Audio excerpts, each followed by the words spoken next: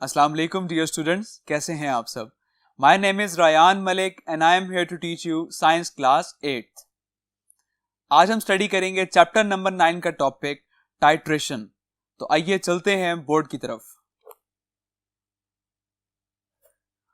Chapter number 9 salts, उसका हम topic study करेंगे आज टाइट्रेशन। तो फर्स्ट ऑफ ऑल हम डिस्कस करते हैं कि टाइट्रेशन है क्या। When acid and base react with each other and form two neutral molecules is called titration. That means कि जब एसिड और बेस आपस में रिएक्ट कर जाते हैं और रिएक्ट करने के बाद कोई ऐसे मॉलिक्यूल्स बना दें जो कि न्यूट्रल हों, तो इस प्रोसेस को हम कहते हैं टाइट्रेशन। अब एक जनरल एग्जांपल डिस्कस करते हैं कि जब एसिड और बेस आपस में मिल जाते हैं तो फॉर्म क्या होता है, सॉल्ट प्लस वाटर। सॉल्ट और वाटर क्या है, ये न्यूट्रल मॉलिक्यूल्स हैं। नाउ द क्वेश्चन इज कि आपने एक एसिड को न्यूट्रलाइज करना है उसमें बेस ऐड करके, तो आप कितना बेस ऐड करेंगे कि वो एसिड न्यूट्रलाइज हो जाए। How much alkali is needed to neutralize an acid and form salt and water. Okay, तो आप कितना अल्कली एक एसिड में ऐड करेंगे कि वो न्यूट्रलाइज हो जाए और क्या बना दे, salt and water. Clear. Now a titration requires equipment that can measure the volume of solution accurately. तो टाइट्रेशन जो है उसको एक इक्विपमेंट भी रिक्वायर्ड होते हैं जो कि उस सॉल्यूशन का वॉल्यूम मेजर कर सकें।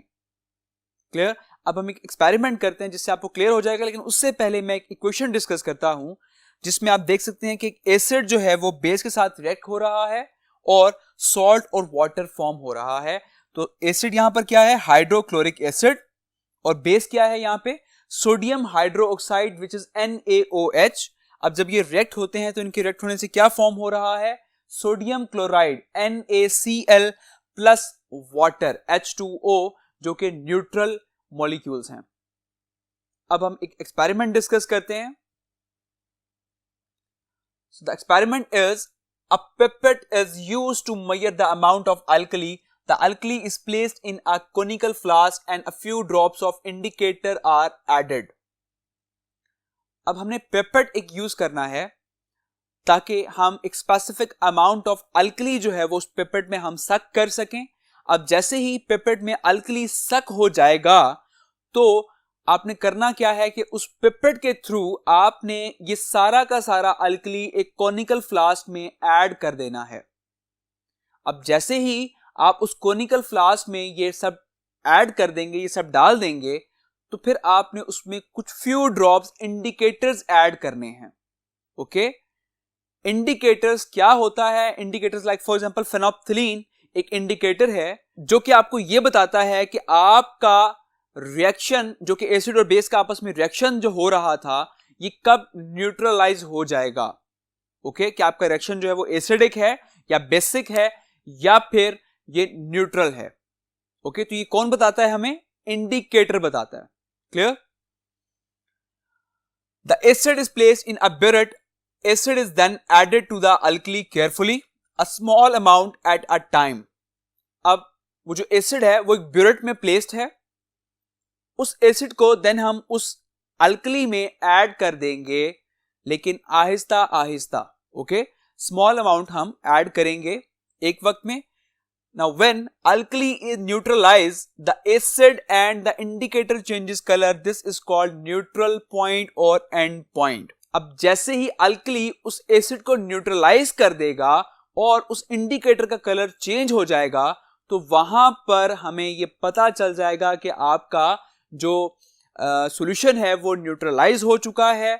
ओके, और इसको हम कहते हैं न्यूट्रल पॉइंट या फिर हम कहते हैं एंड पॉइंट। ओके, तो अब कोनिकल फ्लास्क जो है now contains a salt and water. तो अब उस कोनिकल फ्लास्क में क्या मौजूद है, सॉल्ट और वाटर मौजूद है। क्लियर। अब अगर आप सॉल्ट जो है वो ऑब्टेन करना चाह रहे हैं, आप चाह रहे हैं कि आपके पास सॉल्ट जो है वो बन जाए, तो अगेन यही टाइट्रेशन का प्रोसेस आप दोबारा से रिपीट करेंगे बट विदाउट इंडिकेटर। क्लियर?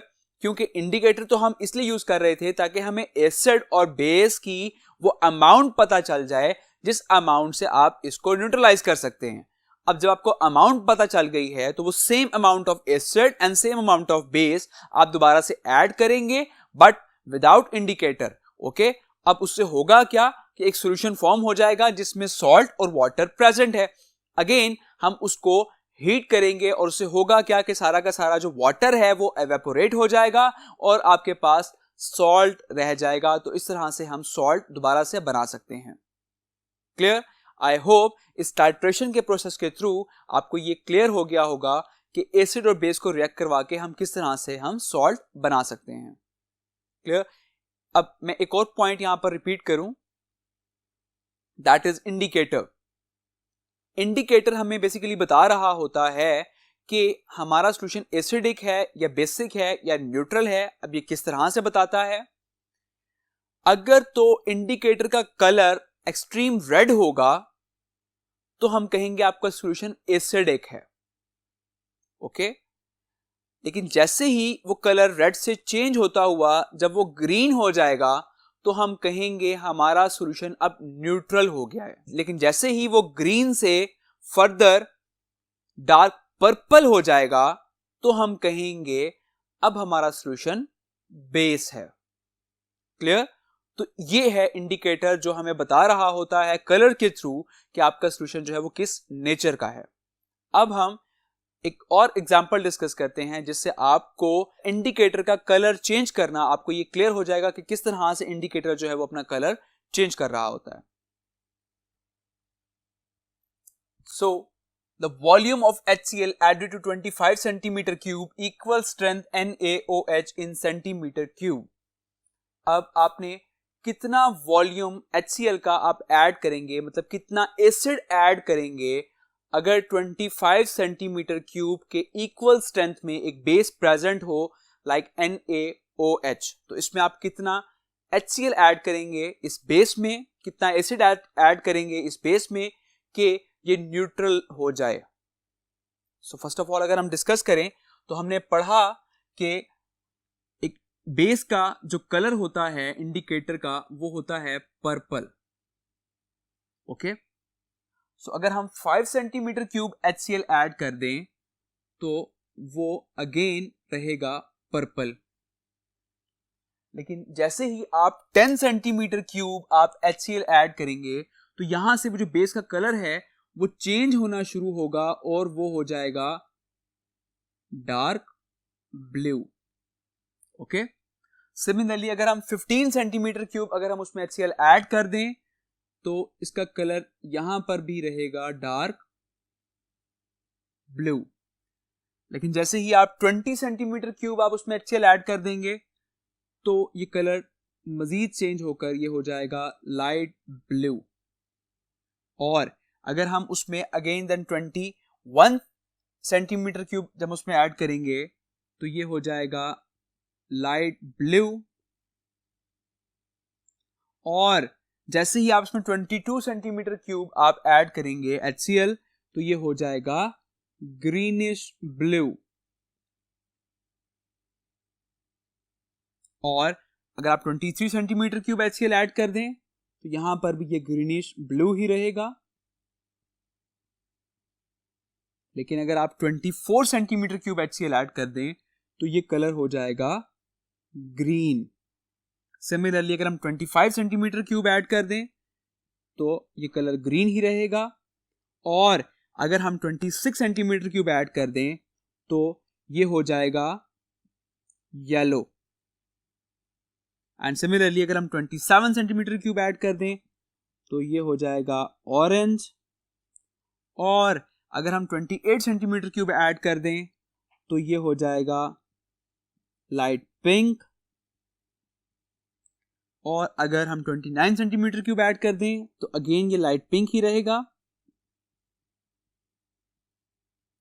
और अगर हम 30 सेंटीमीटर क्यूब ऐड कर दें तो ये हो जाएगा डार्क पिंक। तो आप ये देख सकते हैं कि मैंने आपसे कहा था कि जो इंडिकेटर है वो न्यूट्रल कलर शो करता है, ग्रीन। तो बेसिकली इस जगह पर हमारा जो एसिड और बेस था वो न्यूट्रलाइज हो चुका है। अगर हम 25 सेंटीमीटर क्यूब इक्वल वॉल्यूम के NaOH सॉल्यूशन में हम 25 सेंटीमीटर क्यूब HCl ऐड कर दें तो वो न्यूट्रलाइज हो जाएगा। ओके, तो वो पूरा सॉल्यूशन जो है वो न्यूट्रलाइज हो जाएगा। क्लियर? आई होप आपको इस इंडिकेटर से ये क्लियर हो गया होगा कि किस तरह से हम ये जज कर सकते हैं कि आपका सॉल्यूशन जो है वो न्यूट्रलाइज हो गया है या नहीं हुआ। क्लियर? अब इसी पेज पर एक बॉक्स दिया गया है डिड यू नो का, अब हम वो डिस्कस करते हैं। So do you know universal indicator is a mixture of dyes that change color over a range of pH and is used in testing of acid and alkalis. Okay, तो universal indicator जो है उसमें mixture of dies colours मौजूद हैं जो कि आपको pH के थ्रू ये बता रहे होते हैं कि आपका एसिड या अल्कलीज जो हैं वो कब न्यूट्रलाइज हो जाएंगे। ओके, अब इसी पेज पर एक टेस्ट योरसेल्फ है जिसपे कुछ क्वेश्चंस गिवन है आपको। लाइक फर्स्ट क्वेश्चन है व्हाट इज टाइट्रेशन। तो टाइट्रेशन क्या है? जब एसिड और बेस को हम रिएक्ट करवाते हैं तो दो न्यूट्रल मॉलिक्यूल्स फॉर्म होते हैं, that is salt and water. तो this process is called titration. Okay, अब नेक्स्ट क्वेश्चन है that what is neutral point और एंड पॉइंट। तो ये हम डिस्कस कर चुके थे कि न्यूट्रल पॉइंट और एंड पॉइंट वो होगा जब एसिड और बेस आपस में रिएक्ट करेंगे और रिएक्ट होकर वो न्यूट्रल बन जाएंगे, तो उस पॉइंट को हम कहेंगे न्यूट्रल पॉइंट और एंड पॉइंट। क्लियर? और थर्ड क्वेश्चन है जिसमें आपसे पूछा गया है कि यूनिवर्सल जो इंडिकेटर है वो कौन सा कलर शो करता है जब आपका सॉल्यूशन न्यूट्रल हो जाए। तो हमने डिस्कस किया लास्ट बोर्ड पे कि वो ग्रीन कलर शो करता है जब आपका सॉल्यूशन न्यूट्रल हो जाए। और फोर्थ क्वेश्चन जो है उसमें हमसे पूछा गया है कि कितनी अमाउंट ऑफ HCl आप ऐड करेंगे उस NaOH में कि आपका सॉल्यूशन जो है वो न्यूट्रल हो जाए। तो जैसे कि हमने डिस्कस किया था कि हम 25 सेंटीमीटर क्यूब HCl जो है वो हम ऐड करेंगे, क्योंकि इस पर हमारा जो कलर है वो ग्रीन हो जाता है। तो ये चीज शो करेगी कि आपका सॉल्यूशन जो है वो न्यूट्रल हो गया है। सो द आंसर इज कि हम 25 सेंटीमीटर क्यूब HCl इसमें ऐड करेंगे। क्लियर? आई होप ये टॉपिक आपको क्लियर हो गया होगा। सो अपना बहुत सारा ख्याल रखिएगा। Take care. अल्लाह हाफिज।